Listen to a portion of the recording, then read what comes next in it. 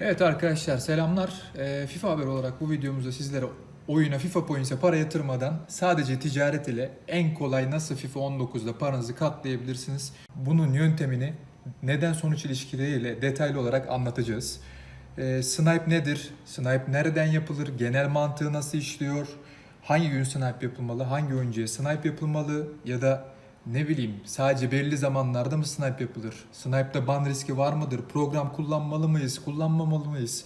Snipe kodu gibi soruların tüm cevaplarını bu videomuzda bulacaksınız. Biraz uzun bir video olacak ama hem FIFA 19 hem FIFA 20 hem de önümüzdeki FIFA serileri için size en az şekilde bu oyuna para yatırmanızı sağlayacak bir video olacağına inanıyoruz. Şimdi baştan başlayalım. Birinci madde snipe nedir? Snipe belki birçoğunuz biliyordur ancak bilmeyenler için sıfırdan tekrar başlayalım. Snipe yöntemi FIFA'da bir oyuncuyu ucuza alıp normal fiyatına satmak aslında bu kadar basit. Ama uygulamaya geldiğinde iş aslında bu kadar basit değil. Bu kadar basit olmadığını görüyoruz. Peki bir oyuncuyu nasıl ucuza alabiliyoruz? İnsanlar ucuza koyuyor mu bu oyuncuları? Koyuyorsa nasıl koyuyor? Neden koyuyor? Vesaire gibi sorular var kafanızda tabii ki de. Şimdi bunlardan bahsedeceğiz. Bunun genelde insanlar neden oyuncuları ucuza koyuyor? 3 sebebi var. 3 sebep altında topladık bunları. Birincisi insanlar oyuncunun piyasa değerini bilmiyor ve rastgele koyuyorlar. Bu hepimizin başına gelmiştir muhtemelen. İkinci bir durum ise insanlar yanlışlıkla piyasa değerinin altına koyabiliyor. Hatta baya altına koydukları da olabiliyor bu oyuncuları. Zaman zaman bizim de başımıza gelmişti. Örnek veriyorum 20K'lık bir oyuncuyu minimum fiyat olan 2.3K'ya hemen olarak koyabiliyoruz. Bunlar genelde mobil uygulamayı kullanırken elimizin yanlışlıkla transfer listesine gönder butonuna basmasıyla olan hatalar olabiliyor. Ama bu dikkatsizliğin kurbanı olabiliyoruz ya da bu dikkatsizliğin diğer tarafında bunu kâra çevirmek isteyen kişi olabiliyoruz. Üçüncü ve sonuncu ise bir oyuncunun hızlı satılmasını sağlamak için koyabiliyor insanlar ucuz fiyatına. Örneğin oyuncunun değeri 10K. Şunu 8.5'tan koyayım da hemen satılsın gitsin diyen bir kitle var. Biz de bu kitlenin arasına girmiş olabiliyoruz zaman zaman. Çünkü o anda başka bir oyuncuyu almak istiyoruz. Anında satayım hemen olsun vesaire bitsin deyip hemen ucuza koyuveriyoruz. O anda alacağınız başka bir oyuncu elimizdeki oyuncuyu hızlıca çıkartmamızı ve ucuza çıkartmamızı sebebiyet verebiliyor. Şimdi genel anlamda snipe aslında bu üç kesimdeki insanların bilerek ya da istemeyerek yaptıkları davranışlardan oluşuyor ve bizi bu şekilde çoğu zaman efsane karlar bırakabiliyor. Çoğu zaman diyorum çünkü bunların örneklerini görüyorsunuz işte. Ekran görüntülerinde de paylaşıyoruz sizlerle. Şimdi ikinci bölüme geçelim. Snipe nereden yapılıyor? Snipe her platformdan yapılabiliyor. PlayStation, Xbox, mobil uygulama olan Companion ama en verimli ve en hızlı snipe'ı bilgisayar üzerinden giriş yapabildiğiniz uygulamaya benzer olan web uygulaması yani Foot Web Application üzerinden yapılabiliyor. Foot Web App'in ne olduğunu bilmiyorsanız basitçe anlatmak gerekirse Ultimate takımınızla maç yapmak dışında diğer tüm her şeyi yapabildiğiniz web bazlı site üzerinden giriş yapabildiğimiz platformdur. Arama motoruna Foot Web App yazdığınızda zaten karşınıza direkt olarak çıkacaktır ilk seçenek. Evet, şiddetle biz bunu Snipe'ı web app üzerinden yapılmasını tavsiye ediyoruz. Neden? Bunların nedenlerini açıklayacağız yavaş yavaş. Tabii ki de konsollar ya da PC oyunu içinden de yapılabilir. Ancak web app kadar seri olmuyor buralardan yapılan snipe'lar. Ve videonun sonunda bu seriliği arttırmak için Snipe'daki seriliği, transfer karınızdaki seriliği arttırmak için size küçük bir detay vereceğiz. Tabii o detaydan ötürü de bir anlamda web app kullanmanızı tavsiye ediyoruz. Ve bu detay da aslında sizin transfer karınızı belki %100, belki %200 arttıracak. Şimdi genel mantığı nedir Snipe'ın? Üçüncü bölüme geçelim. Snipe'ın genel mantığı az evvel de bahsettiğimiz gibi oyuncuyu ucuza alıp piyasa değerine satarak, piyasa değerinin üstüne değil bakın, piyasa değerine satarak kar elde etmektir. Ama biz burada genel mantığın biraz daha dışına çıkıp kime ne zaman snipe yapılması üzerine olan mantığı açıklayacağız. Aslında maddeler halinde inceleyeceğiz. Birinci madde olarak geçelim. Görevlerin geldiği günlerde görevlerde istenilen spesifik özelliklere göre snipe yapma. Şimdi ne demek görevlerin geldiği günler? Snipe yaparken en önemli faktör görev faktörü arkadaşlar. Bunu kesinlikle unutmayın. Bizim de zaten Instagram hikayelerimizde paylaştığımız snipe taktikleri, ticaret taktikleri hep dikkat ederseniz görevlerin geldiği günlere, geldiği saatlere tekabül etmekte. Şimdi bildiğiniz gibi haftalık görevler var. Kadro kurma görevleri, oyuncu görevleri. Bu tip görevler geldiğinde o görevlerde belli kıstasta oyuncular istiyor. Dolayısıyla o spesifik oyuncu grubuna olan ilgi yoğunlaşıyor.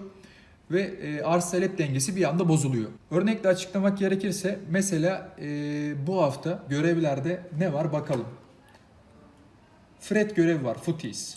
Manchester United'dan bir oyuncu 85 rating istiyor. Bir tane de Team of the Season ya da Team of the Week oyuncusu istiyor. Bir de Premier Lig'den 86 rating ve 60 chemistry istiyor. Bu ne demek?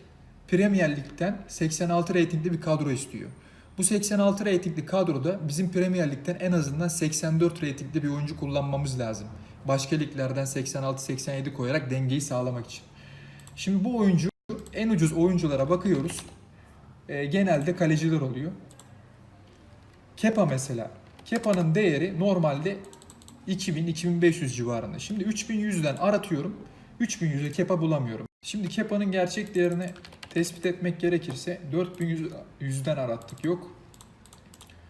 4200. 4200'den 3 tane var. 4300'e bakalım. 4300 civarında Kepa gidiyor. Ama bunun piyasa değeri 2500 olduğu için dolayısıyla oyuncular piyasa değerinin yükseldiğini bilmeyen oyuncular bunu 2500'den hala koymaya devam ediyor. Görevden dolayı Kepa'ya olan yoğun talepten ötürü piyasada Kepa bitiyor. Arz talep dengesini tamamen bozduğu için Kepa'nın fiyatını arttırıyor. Dolayısıyla aslında 2.5K olan Kepa 4.1K'ya, 4.2K'ya çıkıyor. Şimdi ne demek istiyoruz? Biraz daha detaylandıracağız şimdi. Biz zaten FIFA Haber olarak görevlere, taleplere bakarak hemen o anda Instagram sayfamızın hikaye bölümünde Snipe için hangi oyuncu uygun, kaçtan alıp kaçtan satılması gerektiğini bilgisini paylaşıyoruz hepinizle. Takip edenler biliyordur. Görevler genelde ayın oyuncusu görevleri hariç çoğu görev saat Türkiye saatiyle 20.00'da, kışın da 21.00'da geliyor. Biz de genelde ilk 10-15 dakika hemen gözlemlerimizi yapıp sizlerle paylaşıyoruz. Biz paylaşmasak bile siz genel mantığı bu çerçevede oturtup hemen kendi oyuncularınızı belirleyebilirsiniz. Nasıl mı? Aynı bu mantıkta devam ederek. Mesela biz şimdi Kepa'yı paylaştık. Ama Kepa'nın yerinde başka bir 84'lük oyuncu da olabilir. Kim var mesela? 84'lük ucuza bulabileceğimiz Premier Lig'den Leno var. Benim aklıma Leno geliyor. Leno'ya bakıyorum. 4000'den var. Bakalım. 3800'den, 3700'den var. Leno'nun piyasası 3.5'tan yok mesela. 3600'den de yok. Leno'nun piyasasına bakıyoruz 3700. Ama normalde dediğimiz gibi bu oyuncu da 2.5K'dan gidiyor. Yani biz 2.5K'dan baremi belirleyip 2.5K'dan Leno alıp 3700'e satabiliriz. Mantık bu. Yani bu Leno olabilir, farklı bir oyuncu olabilir. İlkay mesela, o da 84'lük bir oyuncu. İlkay'ın geçen haftaki piyasa değeri 4500. Bu görev gelmeden önce 4500'dü. Şimdi bakıyoruz İlkay'ın değerine. Muhtemelen 6000'lerde bir şeydir. 5900'de bir tane var. Evet, İlkay'ın değeri 5900 6000. Ama İlkay'ı hala 4.5'tan alabilirsiniz. Şu anda alamayabilirsiniz belki çünkü Fred görevi geleli 2 gün 3 gün oldu. Ama ilk görevin geldiği gün ve bizim hikayeyi paylaştığımız günlerde ya da görevleri kendiniz takip ederek ilk günde ilk 15 dakikada 20 dakikada olayı çözüp mantığı çözüp bu mantık üzerine oturtup daha sonrasında ilk 1 saat 2 saat içinde maksimum karı elde edebilirsiniz. Snipe için en önemli saat aralığı dediğimiz gibi 20.00'dan sonraki 1 saat 1.5 saat yani maksimum karı elde edebileceğiniz süreç sonraki 1 saat 1.5 saat arkadaşlar. Mesela aynı şekilde geçen hafta İrlanda Ligi'nden 2 oyuncu isteyen bir görev vardı. İrlanda Ligi'ndeki bronz oyuncuların bile fiyatı 2K'ya çıkmıştı. Yani siz onları 200'den alıp 2K'ya satabiliyordunuz ki bu muazzam bir kar. Dolayısıyla bu mantık çerçevesinde bu mantığı oturttuktan sonra belki bizim paylaşımlarımıza bile ihtiyacınız kalmayacak. Bizim amacımız hani yayının başında da dediğimiz gibi insanların bu oyuna minimum para vermesini sağlamak aslında bir yerde. Çünkü zaten yeterince para harcıyoruz. Oyuna zaten ekstrem bir para harcıyoruz. Türkiye şartlarında yani 500 liralardan 400 liralardan bahsediyoruz.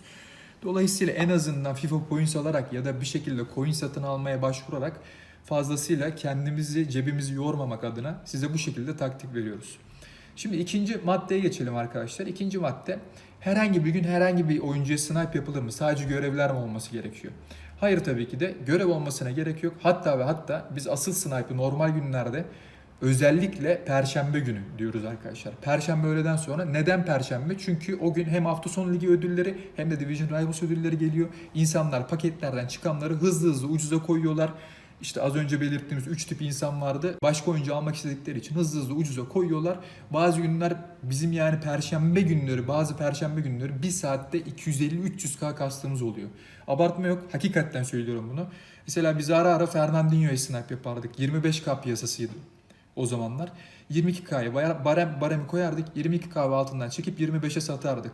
Yani aynı şekilde Fabinho, Sané ya da ne bileyim hani Nainggolan, bu tip oyuncular özellikle perşembe günleri çok çok ucuzdan alabiliyorsunuz. Normal fiyatın. Perşembe öğlen saatine kadar. Akşam direkt uçuyor çünkü fiyatlar. Ertesi gün hafta sonu ligi başlayacağı için.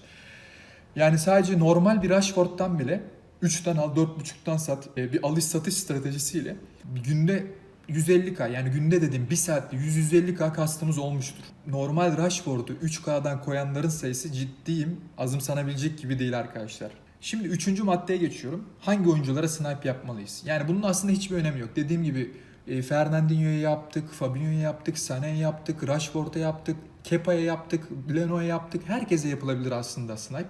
Bunun aslında hiçbir önemi yok. Herhangi bir oyuncuya herhangi bir zamanda snipe yapabilirsiniz. Mantık belli. Nedeni bu. Genel mantığı açıkladık. Amaç ucuza alıp pahalıya satmak ve özellikle en yoğun platform PlayStation platformu olduğu için buralardan örnek vereceğim. PlayStation platformunda her an yüzlerce, belki de binlerce kişi elindeki oyuncuyu piyasa değerinin altına koyuyor. Hangi oyunculara snipe yapacağınız az önce de belirttiğimiz gibi hiçbir önemi yok. Ama mantık açısından şöyle düşünebilirsiniz. Paketlerden çok çıkan oyuncular, çok yüksek reytingi olmayan, insanların hemen pazara genelde ucuza koyabileceği oyuncuları düşünün. Ya da Futbin, Futviz vesaire bu tip platformları takip ediyorsanız buralarda zaten popüler oyuncular ya da hani arama kriterlerinizi yazıp istediğiniz oyuncuları aratabiliyorsunuz ve onların piyasa değerlerindeki değişkenleri görebiliyorsunuz. Bu genel mantık çerçevesinde herkese snipe yapabilirsiniz arkadaşlar. Yani gidip de örnek olarak Salah'a snipe atmıyoruz genelde. Neden? Çünkü Salah paketlerden çok nadir çıkan bir oyuncu. Ve insanlar bu tip oyuncuları satışa koyarken genelde piyasa değerini çok çok az altına koyuyorlar. Atıyorum Salah'ın değeri 150k ise 145k'ya koyulan bir Salah aldığımızda bile 150k'ya sattığımızda %5'lik vergiden ötürü, FIFA'nın vergisinden ötürü biliyorsunuz her oyuncu transferinden sonra %5'lik bir vergi kesiliyor. Ona rağmen yine zararda oluyoruz. Tabi nadiren de olsa 150k'ya koyacağını 15k'ya koyabilen de olabiliyor. Bir sıfır eksik koyup. Ama bunun sayısı belki günde bir tane, iki tane. Dolayısıyla bizim o bir tane, iki tane yakalamamız için belki günde 24 saat snipe yapmamız gerekiyor. Dolayısıyla seri olmayacağı için paketten daha seri, daha çabuk, daha çok çıkan oyuncuları tavsiye ediyoruz. Evet, ilk videomuzun sonuna geldik arkadaşlar. İkinci video ile devam edeceğiz. İkinci bölümümüzde snipe nasıl yapılır ve transfer karımızı katlamak için snipe kodunu nasıl kullanırız konularına değineceğiz. Videonun sonundan yeni videomuza geçiş yapabilirsiniz arkadaşlar. Teşekkür ediyoruz.